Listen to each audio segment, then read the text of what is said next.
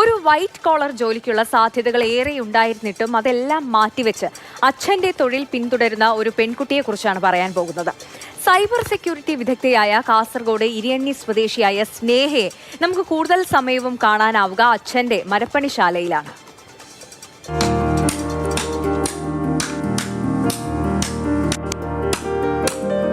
ഉളിയുടെ താളവും തച്ചുശാസ്ത്ര കണക്കുകളും സ്നേഹയുടെ ജീവിതത്തിന്റെ ഭാഗമാണ്. കുട്ടിക്കാലത്ത് അച്ഛന്റെ ജോലി കണ്ട് കൗതുകത്തോടെ പണിശാലയിൽ വന്നതാണ്.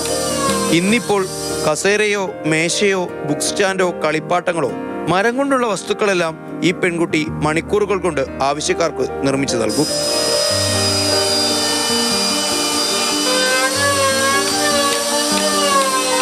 ഞാൻ സൈബർ സെക്യൂരിറ്റിയാണ് പഠിച്ചത്. ഇത് പണ്ട് മുതലേ ചെയ്യലുണ്ട്. അങ്ങനെ അത് ഇതിപ്പോൾ ചെയ്യുന്നത്. പണ്ട് ശാസ്ത്രമേളയിലെല്ലാം പങ്കെടുത്തിട്ടുണ്ട്. പിന്നെ അച്ഛൻ്റെ കൂടെ എന്നിട്ട് ഞാൻ പഠിച്ചത്. അച്ഛൻ എഴുതുന്നതിൻ്റെ പണിയെടുക്കും. അപ്പം ഞാൻ അച്ഛൻ്റെ തന്നെ ഇടയ്ക്കിടയ്ക്ക് ഒരു മരം എടുത്തിട്ട് വെറുതെ ഇതേപോലെ ഇങ്ങനെ തട്ടിക്കൊണ്ടിരിക്കും. അങ്ങനെ ചെയ്താണ് നന്നായത്. സംസ്ഥാന ഹൈസ്കൂൾ ശാസ്ത്രമേളയിൽ മരപ്പണിയിൽ മത്സരിച്ച ഏക വനിതാ വിദ്യാർത്ഥിയായിരുന്നു സ്നേഹ. വർഷങ്ങൾക്കിപ്പുറം ബിരുദവും സൈബർ സെക്യൂരിറ്റി ഡിപ്ലോമയും കയ്യിലുണ്ടെങ്കിലും അച്ഛൻ ശശിധരനെ പിന്തുടരാനാണ് സ്നേഹയ്ക്കിഷ്ടം. ഞാൻ അവിടെ വീട്ടിൽ പണിയെടുക്കുമ്പോൾ അവള് ഓരോരോ കഷ്ണം എടുത്ത് തട്ടുമ്പോൾ ഞാനത് നിരസിച്ചില്ല, തട്ടിക്കോ എന്ന് പറഞ്ഞു. പിന്നെ സ്കൂളിൽ 6ാം ക്ലാസ് എത്തുമ്പോൾ അവള് ടീച്ചേഴ്സ് കുറച്ച് പ്രോത്സാഹനം കൊടുത്തു വുഡ് വർക്കിൻ്റെ. ആ വുഡ് വർക്ക് ചെയ്താൽ പോയി. പിന്നെ സംസ്ഥാന സ്ഥലത്തെത്തി. അതെല്ലാം ഒരു കൂടുതൽ താല്പര്യം തോന്നി.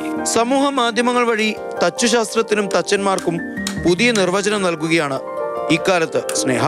മാതൃഭൂമി ന്യൂസ്, കാസർഗോഡ്. സാരംഗ് സുരേഷ് നമുക്കൊപ്പം ചേരുകയാണ്. സാരംഗ്, പെൺകുട്ടികൾ അധികം കടന്നു ചെല്ലാത്ത ഒരു മേഖലയിലാണ് സ്നേഹ തൻ്റെ കഴിവ് തെളിയിച്ചുകൊണ്ടിരിക്കുന്നത്. നേരത്തെ നമ്മൾ പറഞ്ഞതുപോലെ തന്നെ ഒരു വൈറ്റ് കോളർ ജോലിക്കുള്ള എല്ലാ സാധ്യതകളും ഉണ്ടായിരുന്നിട്ടും അത് വേണ്ട, തൻ്റെ ഇഷ്ടം ഇതാണ്. കുഞ്ഞിലേ തോന്നിയ ഒരു സ്നേഹം, ഒരു കൗതുകം, അത് തന്നെ തൻ്റെ ഒരു ജോലിയായി തിരഞ്ഞെടുക്കാൻ കാണിച്ച ആ ഒരു മനസ്സ്, അല്ലേ? അധികം ആരും കടന്നു വരാത്ത ഒരു മേഖല എന്നതാണ് ഏറ്റവും വലിയൊരു പ്രത്യേകത.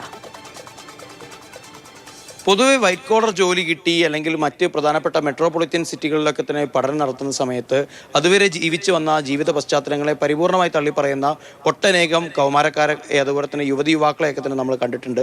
നമ്മുടെ നേരിട്ടുള്ള പരിചയത്തിലും അതുപോലെ തന്നെ മറ്റ് സുഹൃത്തുക്കളൊക്കെ തന്നെ സുഹൃത്തുക്കളും ബന്ധുക്കളൊക്കെ തന്നെ പറഞ്ഞിട്ടുള്ള അനുഭവങ്ങളിൽ നമ്മൾ അത്തരക്കാരെ കണ്ടിട്ടുണ്ടാവും. പക്ഷെ അതിൽ നിന്നൊക്കെ തന്നെ തീർത്തും വിഭിന്നമായിട്ടുള്ള വ്യത്യസ്തയായിട്ടുള്ള ഒരാളാണ് സ്നേഹ. കാരണം തൻ്റെ അച്ഛൻ എങ്ങനെയാണോ തൻ്റെ ജീവിതത്തിനെ അല്ലെങ്കിൽ തൻ്റെ കുടുംബത്തിനെ മുന്നോട്ടേക്ക് കൊണ്ടുപോയത്, ആ ഒരു തൊഴിലിനോട് ആ ഒരു ആഭിമുഖ്യം, ആത്മാർത്ഥത ഇപ്പോഴും പുലർത്തുന്നുണ്ട്. മാത്രമല്ല കുടുംബം അതിന് സ്നേഹയ്ക്ക് നൽകുന്ന ഒരു വലിയ പിന്തുണയുണ്ട്. കാരണം ചെറിയ പ്രായത്തിലൊക്കെ തന്നെ അച്ഛന്മാരെയും അമ്മമാരെയും അടുത്തൊക്കെ നമ്മൾ പോയി കഴിഞ്ഞാൽ അവർ ജോലി ചെയ്യുന്ന സമയത്ത് എന്തിനാ വെറുപ്പിക്കുന്നതെന്നൊക്കെ ചോദിച്ചിട്ട് ഓടിച്ചു വിടാറാണ് പൊതുവെ ബഹുഭൂരിപക്ഷം ആൾക്കാർ ചെയ്യുക. പക്ഷേ ഇവിടെ അങ്ങനെയല്ല. അച്ഛൻ കൃത്യമായ രീതിയിൽ മകളെ എങ്ങനെയാണ് പ്രാഥമികമായി ജോലി ചെയ്യേണ്ടതെന്നുള്ള കാര്യങ്ങൾ പഠിപ്പിച്ചു. ഉളി പിടിച്ച സമയത്ത് കയ്യിൽ ചെറിയ മുറിവുണ്ടായപ്പോൾ ബഹളം വയ്ക്കുകയോ വഴക്ക് പറയുകയല്ല ചെയ്തത്. ശശിയേട്ടൻ ചെയ്തത് കൃത്യമായ രീതിയിൽ തന്നെ എങ്ങനെയാണ് ജോലി ചെയ്യേണ്ടതെന്ന് മകൾക്ക് പറഞ്ഞു കൊടുത്തു.